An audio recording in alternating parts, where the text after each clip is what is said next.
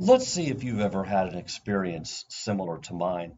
One time I was contacted by the local news and they wanted to come interview me and talk to me about how I work with couples and give some tips on helping couples through the pandemic. And I was super excited about this. It was my first local TV experience. So that evening I rushed home to tell my wife, as many of us want to do, turn to our attachment partners when something good happens. And I burst into the house ready to share this good news, and my wife and my younger son were in the middle of an argument. And I realized right then and there, this is not going to be received very well if I just blurt out my good news right here, right now. So I held on to it until a time I thought was appropriate. And then when I finally got my wife one on one, I was able to say, "Oh, you're not going to believe what happened today." And her response was, "Oh, that's great, sweetie." And then quickly shifted into wanting to talk about some of her frustrations for the day. It feels a little deflating. It feels a little bit like somebody has burst the air out of your balloon when that happens. And so that is what we call a misattunement. And that is what we're going to talk about today, empathic attunements, which are the roots of trust and resilience. Welcome to Trauma Free Relationship, a podcast that provides support and guidance to help heal the wounds of attachment trauma. Whether you find yourself struggling with unresolved issues in the past or have experienced trauma in your current relationship, our goal is to provide accurate, scientifically informed information, as well as the tools to help you create a secure connection between you and your partner. And here's your host, Tom Philp. Okay, so hopefully you can share in that example a little bit. I'm sure we've all had that where we felt something really exciting, and when we go to tell and share with somebody else, which is the most natural thing for us to want to do, to share exciting things that are happening for us in our life, good things that are happening. We also feel as compelled to share things when they are not going as well. We want to share our sadness and we want to share grief or hard times we're going through, that natural tendency to reach out to others, especially our attachment figures. And we've probably all experienced to some degree or another when that excitement or that sadness has been matched by the other person. And so that is something we call empathic attunement. And we're going to break it down and talk about empathy and talk about attunement, what those two different things mean. But I think those are great examples, and you can probably think of tons more in your life where you were feeling a certain way when you're communicating with your partner, and they're just not matching what you're feeling. And you can sense that on some level. And we often sense that in our bodies because that's being pulled in through our non-verbal hemisphere, the right side of our brain, which is non-verbal side. It picks up those non-verbal cues, facial expressions, body postures, things such as that. Anything that's not verbal, that right side of our brain is picking up, and it's connected to our body primarily, more so than the left hemisphere is, the verbal hemisphere. And so we're feeling that. It's resonating. Oh, this person's not getting where I'm coming from. They're not in tune with me. So before we jump into sort of a definition and kind of break this down a little bit more, and I really want to be able to try to operationalize this, get granular with what this looks like in our relationships in just a bit. But I want to give a quote because I think this quote is absolutely beautiful, and it says it better than I think I could say it myself. What happens when we don't have that empathic attunement from our partner? And this is a quote from Dan Hughes. It goes like this: when people don't respond to our inner world, then we don't develop words to speak about our experience. Having no words, it is hard to describe feelings. The inner world takes on a vague and nameless quality. Subjective experiences, like personal experiences, continue to occur, but they are difficult to understand and communicate. Your partner is not trying to be difficult when they misattune to you. They're not trying to be difficult. It is a basic truth about their life that they don't know what to say about their thoughts and feelings. They have a sense of self that lacks coherence, continuity, clarity, and comprehensiveness.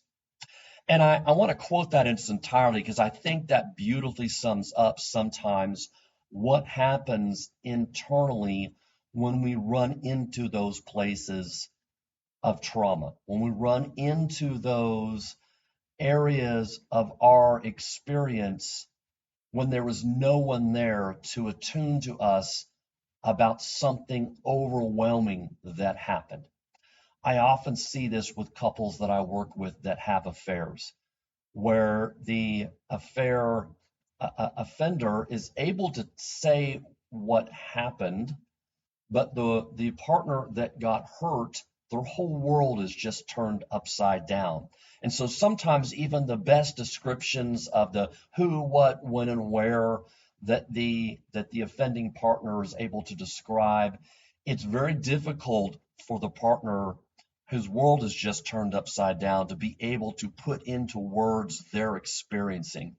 Because often there's such a misattunement between the partners that that that the offending partner, the partner that had the affair, is not really able to step into the pain and the hurt, at least not initially, um, of their partners. That now that there's such broken trust in that relationship, and so what you often have is you have the inability to formalize this overwhelming experience that my whole life has been turned upside down and inside out. And often they don't know the words.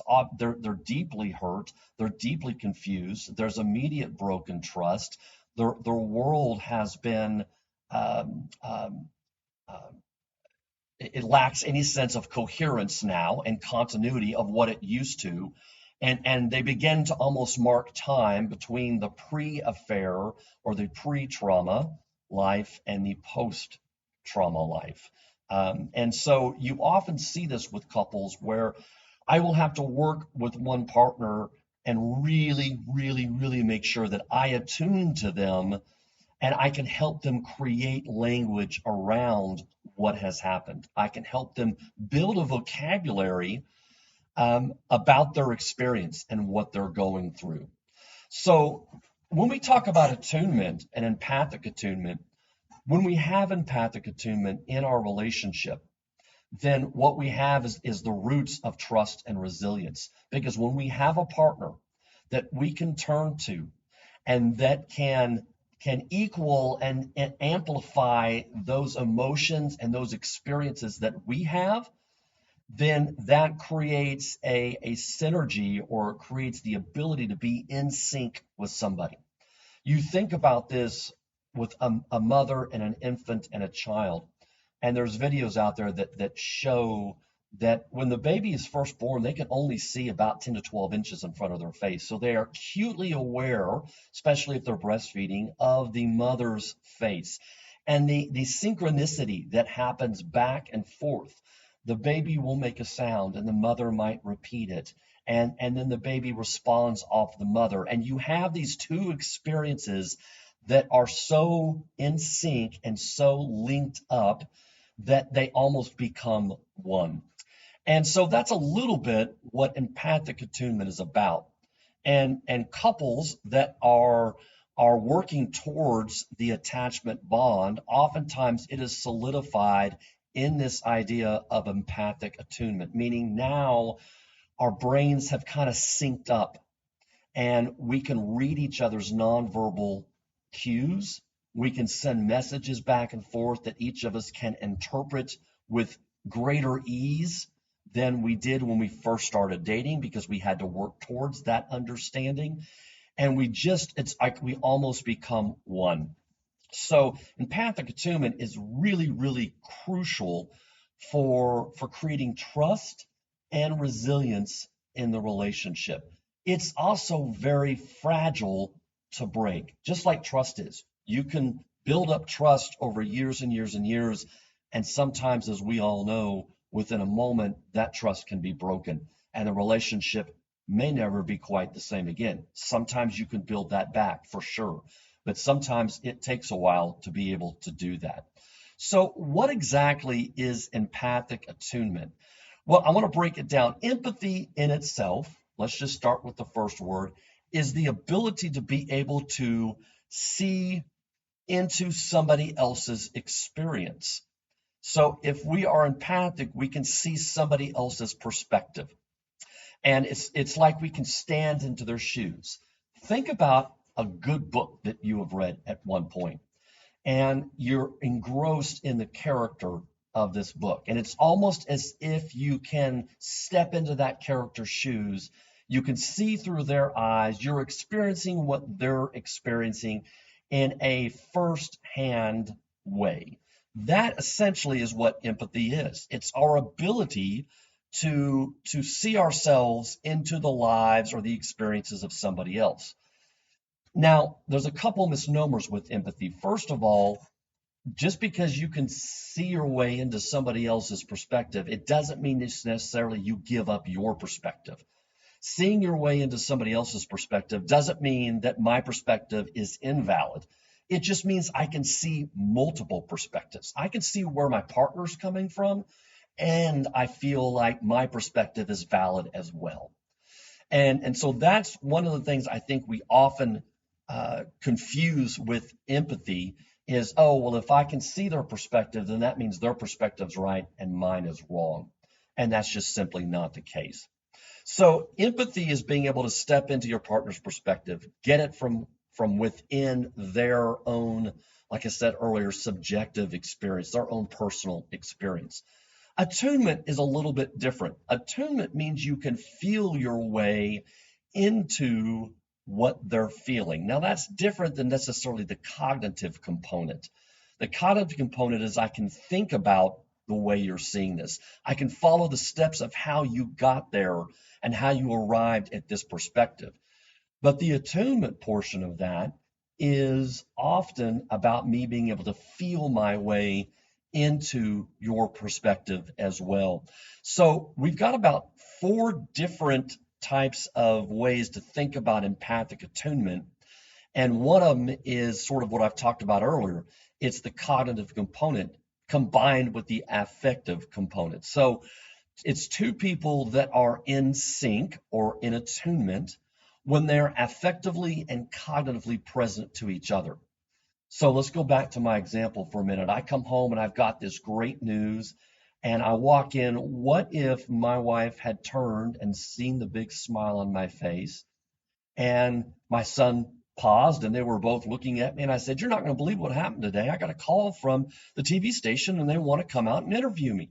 And my wife says, "Oh my gosh, that's fantastic. That's so great. I can't wait for you to share some of your knowledge with them because you've worked so hard to be an expert in this area," or whatever. My son's like, "Oh, that's great, Dad. Really cool. Can't wait to see you on TV." And all of a sudden they're sharing in that excitement with me. That would be where they are in sync with me. So when they effectively and cognitively are present right there in the moment with me, in that particular example, they're also sharing the affective states. So they're matching my affect. In this particular case, a happy or joyful affect. Now, if I've had a rough day and I come home and I'm a little bit down and I'm kind of quiet and I'm not saying so much, they're not probably going to come to me in this joyful, "Hey, Dad, how was your day?" And, "Oh, I'm sorry to hear it was so bad," but they're going to continue to be really happy and bounce up and down for me and want to hug me. And it's not matching. It doesn't match my affect state. And so obviously they would take it down. My wife might say, "Oh my gosh, I'm so sorry you had a bad day. Do you want to talk about it?" My son might approach me more generally. "Oh, Dad, I'm sorry. Would you like a hug? Would that be helpful?" So there's concern. So they're matching my affective state. And then, of course, if they learn about maybe why I had a bad day, then their cognitive focus is on the same event or the same object as mine is. And so they can begin to understand why I've had a bad day, what may have led up to that, and why I'd interpreted things the way I did.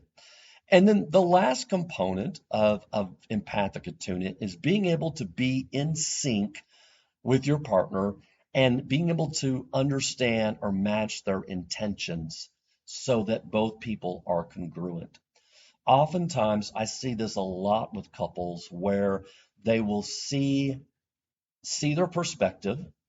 They will be able to even match their affect state a little bit, their emotional state. but they don't trust the intentions behind it, because maybe their experiences in the past says that no matter what somebody's saying or how they look, they might flip things around on you in a moment. And that's obviously the trust piece of the roots that empathic attunement builds, that trust and resilience. Because if you're not able to sort of trust the intentions, or if the tensions aren't congruent with the way somebody is appearing emotionally, cognitively, then that can really disorder your world. And I'm not talking about like a clinical disorder, but it can really confuse the child, who then becomes the adult who says, yeah, just because somebody's happy doesn't always mean that they mean for you to be happy. And so they can switch that around. So there's four aspects to empathic attunement, but I think overall you get the idea, is that we are in sync with our partner. We are matching their affective state, and we are also able to see our way into their perspective. Now, I will tell you that a lot of this is what creates the attachment bond. That empathic attunement, and sometimes it's just referred to as empathy, and the attunement, a part of it is given. People assume that, yeah, they assume that you're matching their affect or their emotions. Sometimes it's just called attunement without the empathy. For my purposes today, I wanted to combine them both. I don't want to get so hung up on the title itself, but you get the idea, whether it's empathy or in tune or attunement or empathic attunement. You now understand the components that make that up, because they really are two sides of the same coin when we're interacting with our partner. So being the bonding process, the attachment process, comes right out of that empathic attunement. If you think of what the way that you and your partner got together, and I say this to a lot of my couples, when we first got together, what did we do as a couple? We played.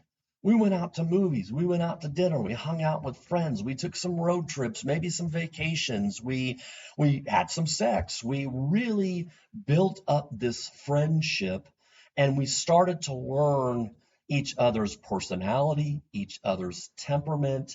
And eventually what happened is this empathic attunement took over, so that we were really in sync with one another.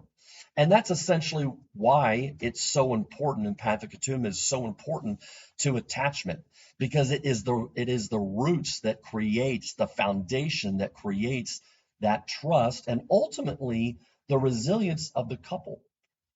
When I have couples that come to me, oftentimes, very often, they are in a sort of a perpetual state of ruptures. They may not have all the skills they need to make the repairs to those ruptures. So oftentimes they will have a disagreement, they will have a misattunement of some kind. And what ultimately happens is they sweep it under the rug.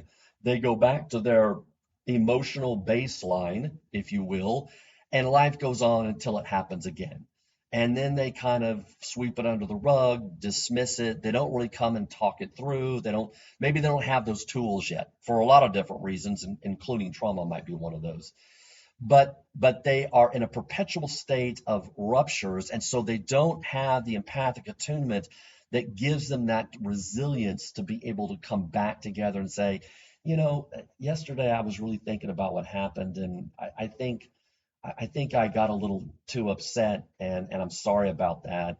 I think I misinterpreted what you were saying, or I got triggered, and here's what happened to me. It really brought up something that was just not a happy place for me and my family growing up. And so it kind of hit me wrong, and I moved into a really defensive place. And so can we sit down? Can we try this again? Can we talk through this? I'd like to share some more things with you that I've been thinking about, and I'd really like to hear from you as well. That process of repairing and being empathically reattuned to one another is absolutely vital for resilience in the relationship. So there are other things that are really important for empathic attunement as well, or other benefits, I should say. Not only is it the roots of trust and resilience, it also really enhances emotional intimacy. So it really lays the foundation for emotional intimacy. It's where couples can share their deepest thoughts and feelings, often without fear or judgment from one another. And when partners begin to feel really heard and understood by each other, they often can be more open and vulnerable, which leads to a deeper connection. So empathic attunement not only builds trust and resilience, it also really enhances that emotional intimacy with one another. In addition to that, it really helps, as I've touched on a second ago, with conflict resolution. So empathic attunement is an invaluable tool in being able to resolve conflicts. The example I gave a few minutes ago, where I was talking as if my partner and I had had a rupture, and after we had calmed down, I came back and said, I've really been thinking about my role in that and what happened and the way I interpreted what you were saying. That ability to get back into empathic attunement, to reattune to one another, is absolutely crucial for being able to understand each other's perspectives and emotions, for the couple to be able to find common ground and to work through those disagreements in a more healthy and effective way. It also creates shared meaning for the couple. Oh, I get where you were coming from. Now that makes sense to me. See, I was thinking about this, and instead you were talking about that. Oh, that makes so much sense. Now we can create shared meaning around it, and it literally impels us to grow together because we're working through those ruptures through a series of attunements and misattunements and reattunements. And when we do, we start to understand each other on a deeper level, and we are able to most often have less ruptures and be able to repair those in a much quicker manner. As I said before, it also really helps build trust and resilience. It helps the couple be able to weather storms over time. When we are attuned to one another, we often have that shared meaning. We often are able to more quickly step into each other's perspectives and to feel our way into each other's emotions. And so we can weather outside storms even better than we did before. We can support each other in ways that we can't without empathic attunement. And we can significantly enhance that resilience in our relationship, as I've said before. So let's talk about a few ways to actually work with and build empathic attunement. Now, empathy and attunement is something that everybody, and I absolutely 100% believe this, it is something that everybody can build. You're given an advantage if you were given this when you were young. Now, I recognize fully, and this is part of attachment and relational trauma, maybe you grew up in a family that didn't have a lot of empathic attunement. When you got sad and you got upset, there's no one to turn to. There was nobody that was going to come ask you what was wrong and sit with you in those hard emotions. It is amazing to me, and it also saddens me greatly when I do my attachment interviews with my couples, which means that I have an individual session with each partner.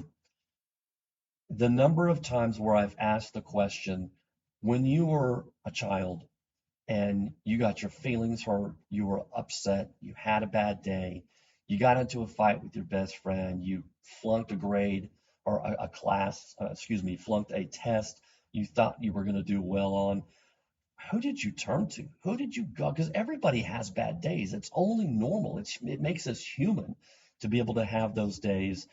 Who did you turn to? Who did you take those feelings to? And the number of couples that I have, partners that look me straight in the eye and they say, no one. I had no one that I could take those feelings to. I usually just pick myself up, brush myself off, or I distracted myself, or I diverted myself into something that I was good at. I came home and I listened to music, or I played an instrument, or I went and hung with my friends, or I did a myriad of other coping things so I didn't have to focus on that because no one was going to show up for me in that place. And so I recognize fully that not everybody has has been given a model for how to do this with you and you with others. But I absolutely believe that it is not too late, that it is something that everybody can learn. So one of the first things we do to build empathic attunement is we practice active listening. We need to be able to give our partner our full attention. We need to be able to make eye contact with them. So that means we put down the remote, we put down the cell phone, we take out the iPods, whatever it is when our partner comes to us, we want to make sure that we're able to focus 100% of our attention on what they are saying. If you'll recall before, I said that part of being in sync or in attunement is to be present to each other. And so we want to make sure we're fully present to each other. And so active listening means that we're not only just hearing the words and we're free from distractions, but we're also trying to get a sense of the feelings and the meanings behind the words. When my wife comes in and she's frustrated at my children, or she's had a bad day, or whatever it might be, and I can tell that she's down a little bit, I want to make sure that I turn off the TV. I want to make sure that I give her 100% of my attention. I want to be able to feel my way into not only what she's describing and saying, so I cognitively want to be able to step into her perspective, but I also want to feel my way into her sadness. And I'm not going to try to fix it, solve it, take it away. And this is especially important for guys, I think. Oftentimes we've been socialized to fix the problem. Much of our job and our work, and this is for women too, most certainly, especially women that work inside and outside the home, we want to fix things, right? We want to be able to fix our partner's problem so that they feel better. Because when they feel better, we feel better. It's coming from a good place. It's coming from positive intentions. But we have to be really careful that we don't want to jump in and try to offer advice and fix something before they really feel felt. Now, let me say that again, because I think that's a really important message there. We want to make sure our partner feels felt. They want to make sure that they can feel that we are feeling with them, not just feeling for them, because feeling for somebody is sympathy. I can feel sorry for somebody because they've stubbed their toe. I know what it's like to stub my toe, and I go, ooh, I kind of cringe, but I'm not really feeling with them. I want to go over and I want to make sure that my partner feels felt and feels that I'm feeling that with them. And one of the best ways to do that is just stay present with their feelings. Actively listen to what's going on, listening to the story, and being able to feel my way cognitively and with my feelings into their perspective. So that's all wrapped up in active listening. Another way to really practice empathic attunement is validating feelings. If you were in a session with me, you would see me do this a lot because I do this constantly with my couples, and I probably don't even do it enough. But I feel like I do it all the time, and that is simply validate their feelings. Now, let me say, I'm not always validating their perspective. They may be really upset with their partner. They may be going off on their partner with raised voice, but I can certainly validate the anger behind it. And so validating your partner's feelings is a huge tool for building empathic attunement. You're not always agreeing with their perspective. My wife may come home and say, my boss said this, that I think they're completely wrong, and so on and so forth. And I'm thinking, well, I'm a boss myself. I run a team of therapists. I kind of understand, but I'm not going to say that. I'm not going to say that in that moment because that's a very unattuned thing to do. But what I can certainly do is say, oh, honey, I'm so sorry. I can see how frustrating that is. I can see from your role and your perspective and what you're doing why that would be so frustrating for you. And so I'm just simply acknowledging and validating the feelings behind it. Oftentimes, what happens when we validate feelings is the person begins to calm down. They begin to be less angry. They begin to be less sad because ultimately what you're telling them is that, hey, I understand where you're coming from. I get it. I get it. And especially when people are angry or frustrated and upset, you can almost just see their whole bodies begin to relax when we validate their feelings. Because exactly what we're doing, we're just saying, hey, I get this, and we're communicating that to them.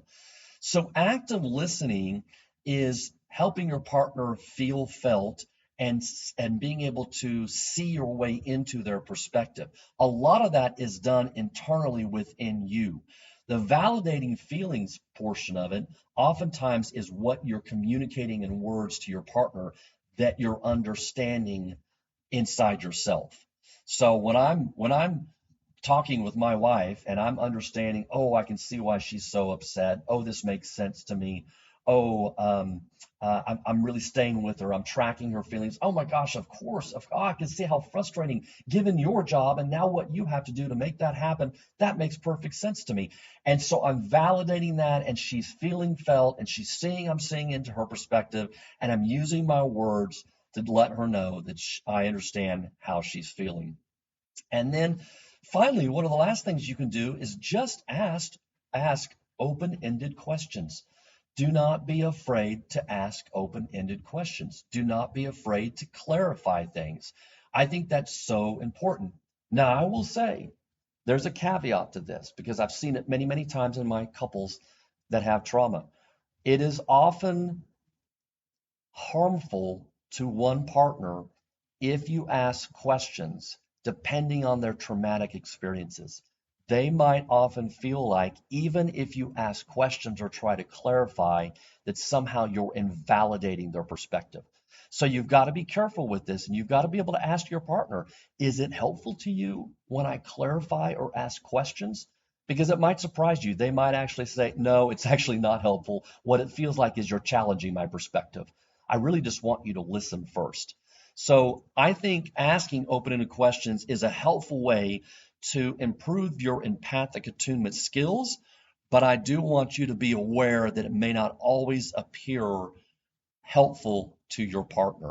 So 3 things that we can do to build empathic attunement. We can actively listen, which means that internally within ourselves, what we're doing is we are feeling our way and tracking and sitting with our partner's feelings.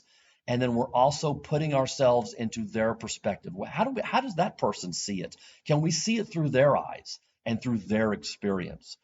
And then secondly, we are validating their feelings, and we're just letting them know, hey, I get this. This makes sense for me.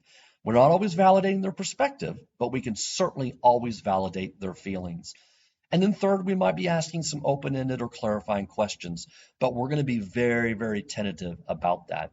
And open-ended questions are just that. It's like, well, how did that make you feel? That's an open-ended question. What did you do next? That's an open-ended question. What did your coworker say when you told them? That's an open-ended question. What we don't want to do is use closed questions or leading questions. I don't understand. Why did you do it that way? That's a closed question. It may appear a little bit open, but it's not, because it's almost a little bit leading, like you're challenging them to have to defend themselves. So we want to be very careful about the open-ended questions that we're asking. And again, we want to make sure that that's helpful to our partner. That may not be an attuned response. And I'll say this again because I think bears repeating. It's really important that some people with trauma that have never had anybody sit with them, that has never had anybody validate their feelings or see into their perspective, or even just track and follow their emotions, whether they're all over the map or they're not, it can feel very dangerous, and it can feel like a danger cue to them when you ask questions. They may need you to just sit and look interested and nod and if they're frowning, you're frowning, or maybe just reach out and hold a hand, nothing verbal at all. That may be a much more of an attuned response. So Today we talked about empathic attunement, the roots of trust and resilience. And I want to reiterate again, 100% I believe that no matter your past experience, you can begin to build these skills and apply them in your relationship. I think if you did this over time, that you would see a tremendous amount of change occurring between you and your partner. And I think without even addressing conflict, if you were to actually work on empathic attunement, you would see that conflict go down over time. This is not a one-time cure. You can't just do this once and it's, oh wow, we're in the place I wanted us to be. Well, this is a huge fix. It's got to be something that is slowly worked on. So my challenge for you over this next week, until you listen to my next podcast and whatever subject that might be, is to challenge yourself to improve this skill in your relationship. How can I empathically attune more to my partner? How can I get show up more for them in these places? And how can I get them to show up more for me? Maybe you'll want to sit down and have them listen to this podcast as well as some of the examples and definitions that I gave. So until next time, take care of yourselves, and we'll talk to you soon. Thank you for listening to Trauma Free Relationship, a podcast for the healing of attachment trauma. You can find us on Facebook, Instagram, or our website at traumafreerelationship.com. Be sure to look for our next episode on your favorite streaming service.